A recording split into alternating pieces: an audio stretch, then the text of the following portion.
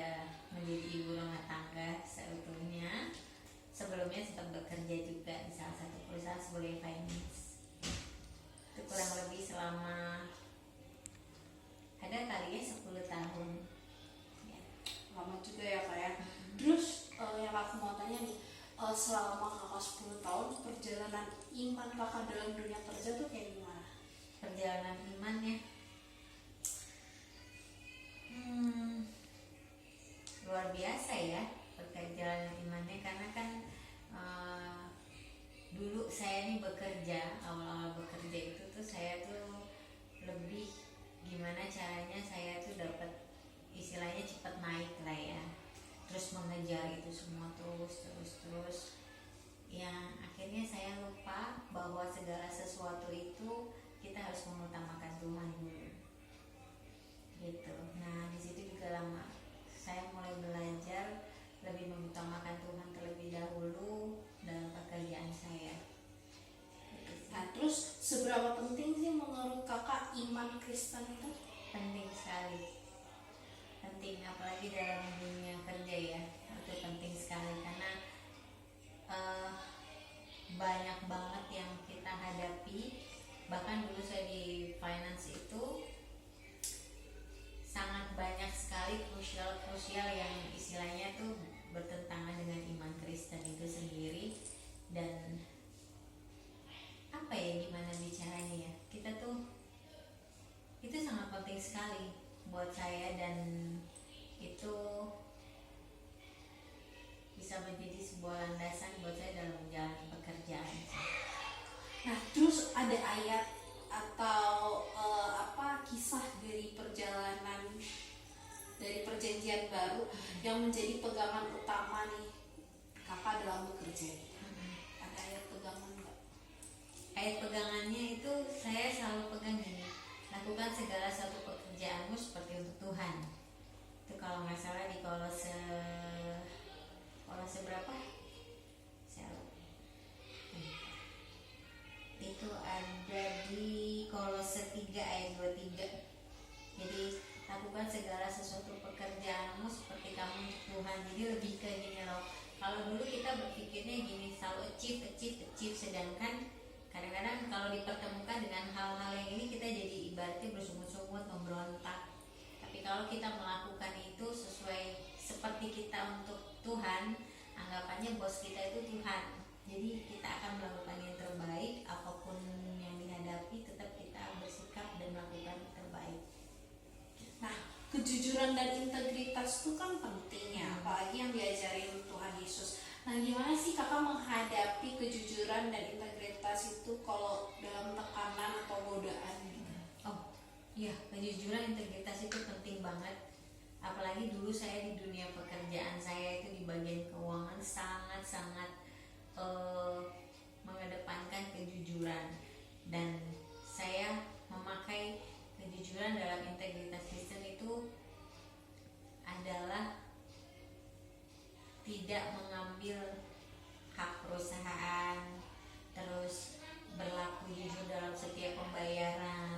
Bahkan dulu ada juga orang yang mau memberikan saya komisi kalau saya bisa meng-up harga mereka atau memberikan mereka diskon, tapi kita bikinnya harganya lebih mahal gitu di perusahaan.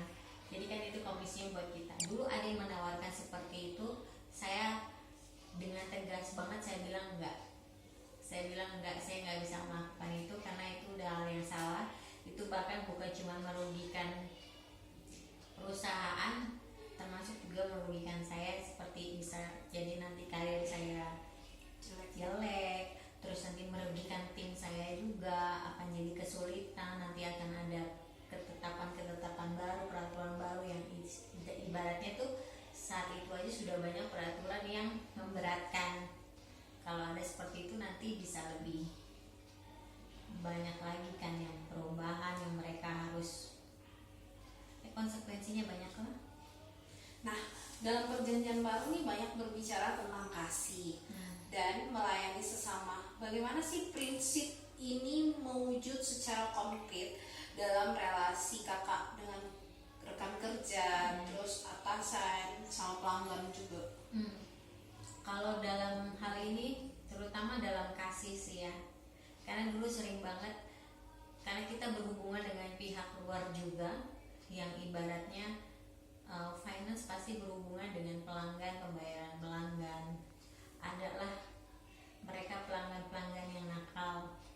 Jadi kan kalau kita finance sudah melakukan yang terbaik, tapi kan kadang-kadang atasan kita tuh, bos kita ya, tidak mengerti, taunya kita salah, kenapa nggak tagih sampai orang ini kabur, sampai pelanggan ini kabur, akhirnya kita kehilangan banyak uang, dan akhirnya dari tim kita tuh suka dikenakan ibaratnya harus mengganti rugi juga itu. Tapi kan di situ kita punya kasih, kita bilang coba di review lagi, karena apa yang udah kita lakukan, walaupun itu bukan saya yang melakukan, bukan di bagian saya, tapi kita mencoba membantu. Kayak coba di review lagi apa aja yang udah kita lakukan nih.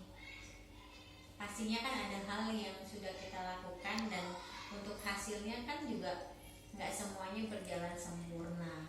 Jadi bagaimana caranya supaya itu pun tidak dibebankan ke finance untuk ganti ruginya, yang memang bukan tanggung jawab finance sebenarnya gitu.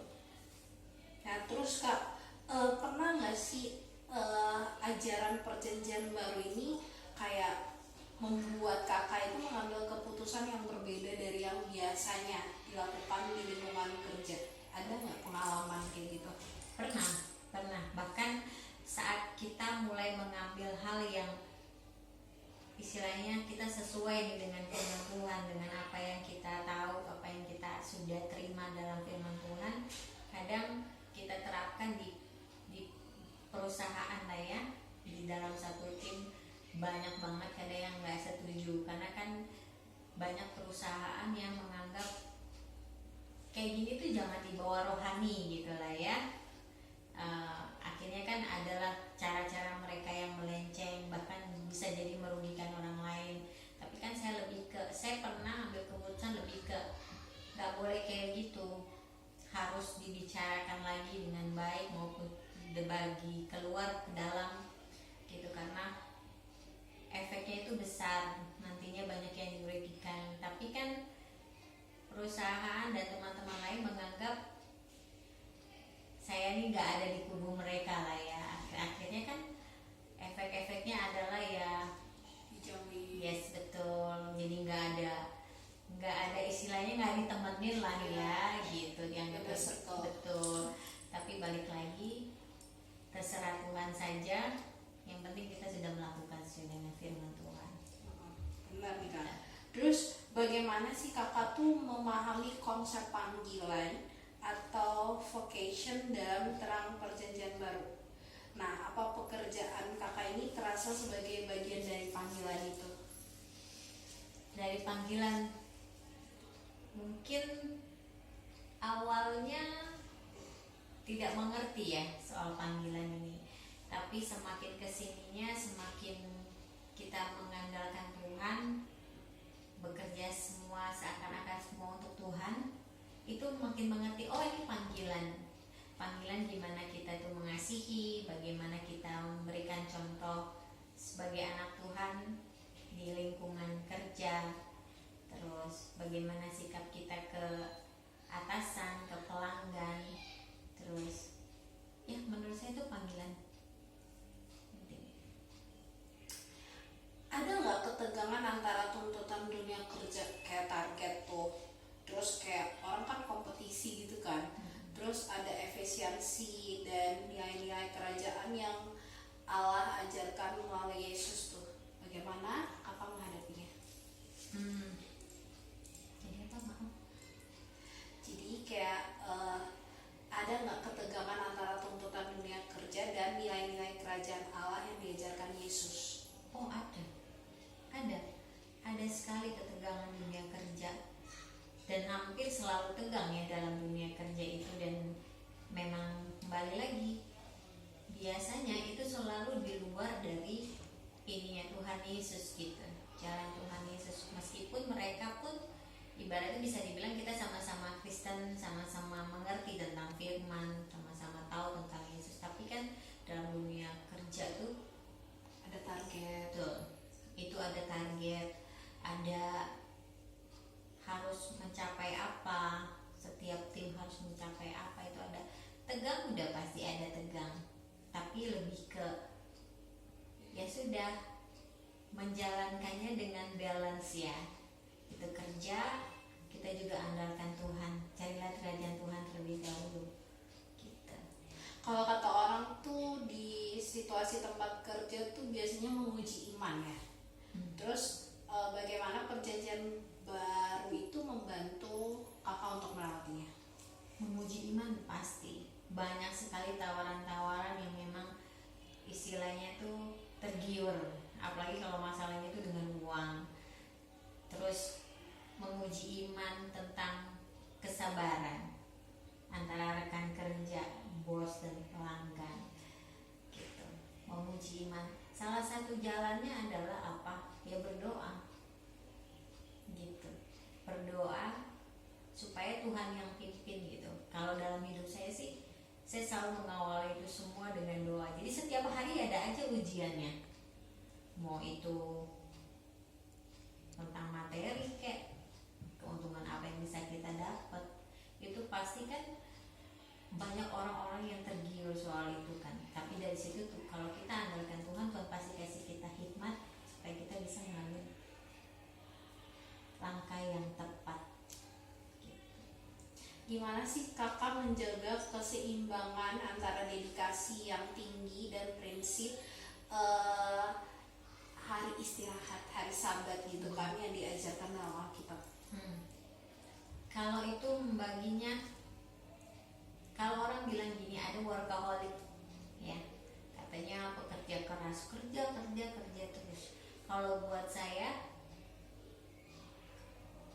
mau sampai kapan bekerja, karena yang namanya orang mengejar sesuatu itu tidak akan pernah selesai, dan mengejar sesuatu saatnya kita capai dia nggak akan pernah puas ya. Jadi kalau saya seimbanginya apa, kayak sekarang misalnya, oh di gereja saya ini ada menara doa, ada, jadi kan nggak mungkin kita kerja tuh dari pagi terus sampai malam.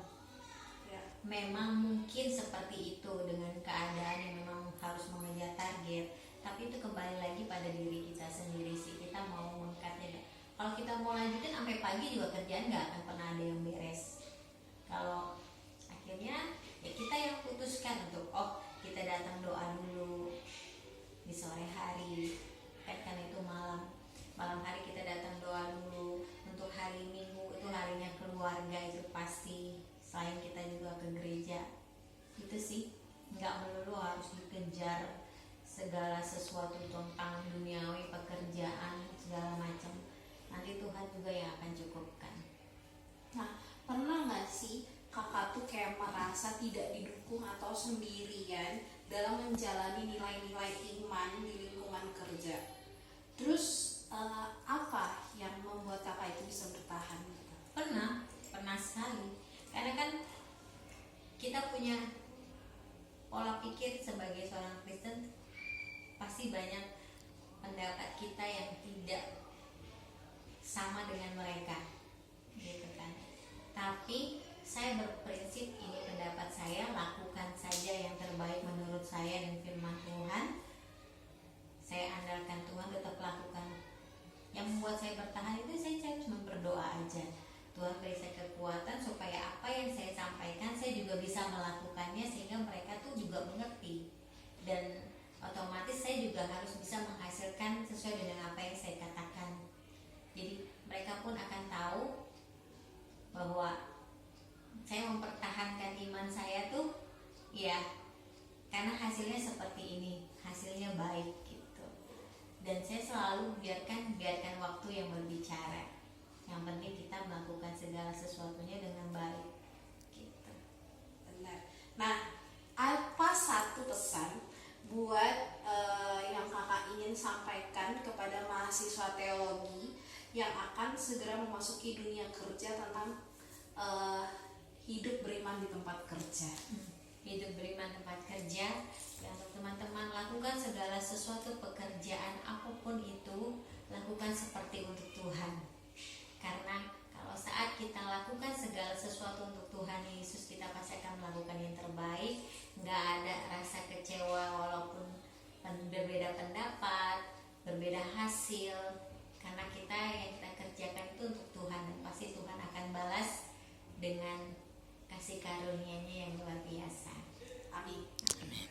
Nah, kalau misalkan terakhir nih kak, kalau kakak dikasih kesempatan untuk kembali ke awal masa karir nih, nilai perjanjian baru apa yang paling ingin kakak terapin lebih kuat sejak ini?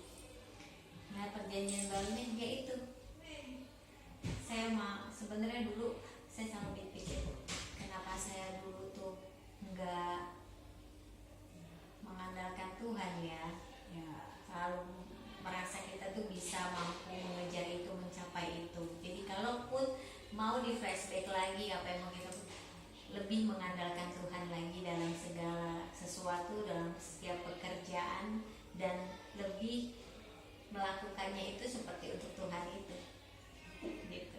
Karena dari situ nggak ada di dalam hati kita tuh nggak ada tuntutan, nggak ada pikiran kita yang si A harus perfect, B harus perfect sesuai dengan pikiran kita gitu. Karena yang melihat kesempurnaan itu ya Tuhan gitu. Oke, terima kasih kakak. Terima kasih. Terima kasih.